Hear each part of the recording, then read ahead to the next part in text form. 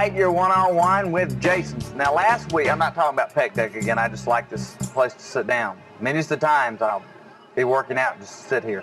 Last week we talked about bench press, and I told you that I was going to do a two-parter. That'd be a two-parter.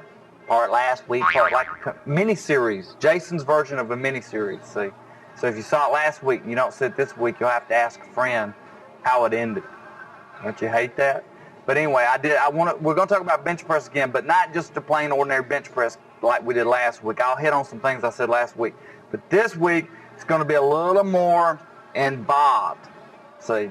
And we're going to have Ronnie back. I'm going to make Ronnie's, while this was shot in one day, so Ronnie's going to be real sore for days. That's the way it's going to work. We'll have Nutrition Corner. We'll have Fit News Update.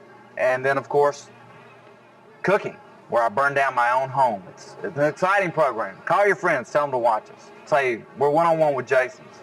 And now, we go to training right now. Don't go anywhere. Okay, if you were with us last week, what we're doing here is a two-part mini-series called Bench Press. Okay, it stars Ronnie Durden and Jason Green. I'm Jason. Ronnie's down here fixing to show you bench press. Now, last week we showed you a regular, plain, and ordinary bench press, and some of the stuff that we showed you applies. So, like a mini-series, without the pictures, I'm going to do the captioning thing. Last week, if you were watching, you never want to bounce on a bench press. You don't want to go kabunk, because that can hurt your sternum. You don't want to excessively arch, because that can hurt your back. And you always want to hold your breath, touch your chest, and then breathe out when you get past the hardest part of the lift. Also, you should always check with a doctor before you start an exercise program. Make sure you're in good health. That's just common sense, and I like to impart common sense. Now, show Ronnie, show the positioning. This is your basic positioning, feet flat on the floor, natural arch that happens when you lay down. Your shoulders and your booty are on the bench, and your booty should never come up during the lift. This is Ronnie's normal grip. Today, what I'm showing you, because I want to show you some neat things you can do with the bench press, is he's going to take a wider grip. That's about 2 or 3 inches wider than his normal grip. That's the first part. Two-part is, first thing I'm going to show you, he's going to bring it down to his neck. What happens when he does this is he's going to get a lot of upper pectoral work, okay? Last week, when you do a regular bench, you get the middle. This is really concentrated on the upper. Go ahead and show him one time. Same form. Let me also say you should always have a spotter anytime you're lifting free weights, especially bench press or something that could hurt you. But right now, if you'll notice, Ronnie's touching it near his throat. If I wasn't here, he could choke his guts out. It could be on his throat. He could be gurgling, see? And that's like a big, don't ever let that happen to you. Now, you don't need as much weight when you do the wide to the neck. That's for sure. You get a humongous pump in the upper part of your chest. It's one of my favorite chest exercises. I'm like Ronnie resting. Again, the breathing's the same. You might want to do a little bit higher repetitions because you don't want to use quite as much weight.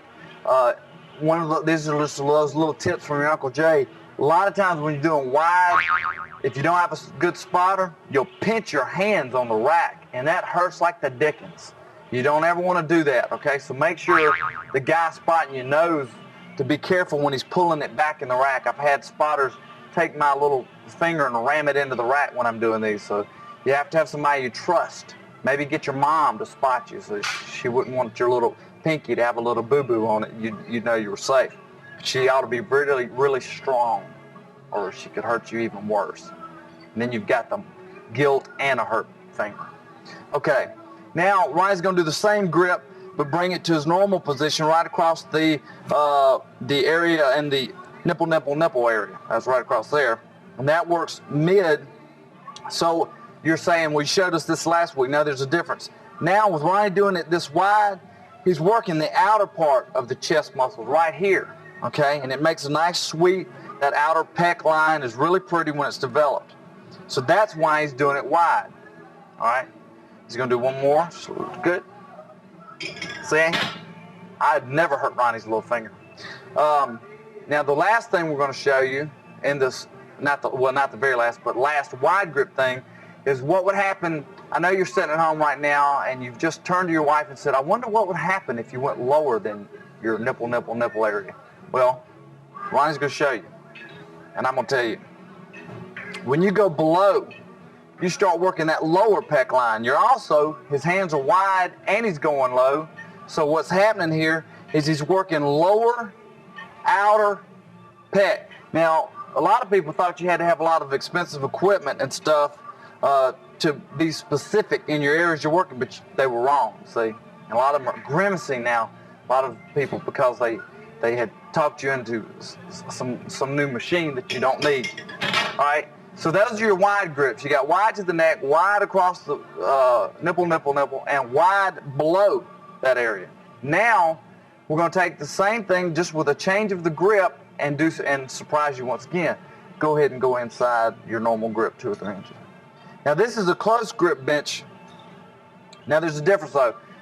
One day we'll show you a close grip bench that's for your triceps. We're still working pectorals. But what happens, the same way if you go wider, you get outer. If you come closer, you start working the inner portion of the pectorals. So first we're going to go to the neck. Now we've got upper and inner. And see, you're at home, you're working out, you're looking in the mirror, you know where your weakness is. And if you've got a specific area in your chest that's weaker than another, like your upper, inner, then you should start doing your benches like this for just a little while until you get it evened out a little bit. All right, go ahead and rack it. Also, when you do that, you wind up working your triceps more than you do when you're wider. The wider, the more chest, the closer, the more triceps and anterior deltoid you get. But here's a tip. When you come down, if you keep your elbows in like this, you wind up getting a lot of tricep.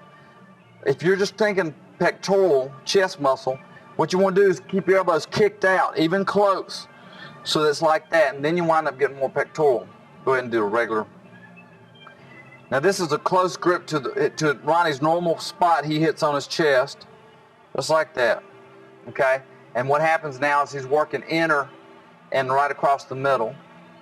The only difference between his normal grip and this is because he's hitting that inner a little bit more than the rack. A lot of people will spend years and years and years doing a bench press and get a lopsided look about them. You know, it's something you can't quite put your finger on, but you know there's something wrong.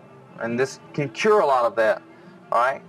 Now we're going to go lower and inner. Now see, what we've done is we have worked his entire chest. We've worked upper, middle, lower, outer, inner, and just used the bench press. I used to do a routine where I did 2 sets of each of these. That gives you 12 total sets, and you get an overall good workout. Good deal. So that was wonderful. If you've never tried this, I'd really suggest you try it. It'll give you something to break up your routine. It'll make you sore as the dickens. So you might not want to go as heavy as normal. Remember those little things about don't bounce, don't overarch, especially on this don't overarch, because this is like an assistance exercise to the bench press, even if you're a power lifter or interested in having a big bench because you're playing football or whatever. Just remember that on this, let your body take its natural arch, because you're mainly just trying to assist those muscles that make your bench press so strong. In just a second, we're going to have to take a quick break, and we're doing Nutrition Corner. You get grandma, you get the popcorn, you come back for Nutrition Corner, you're going to love it.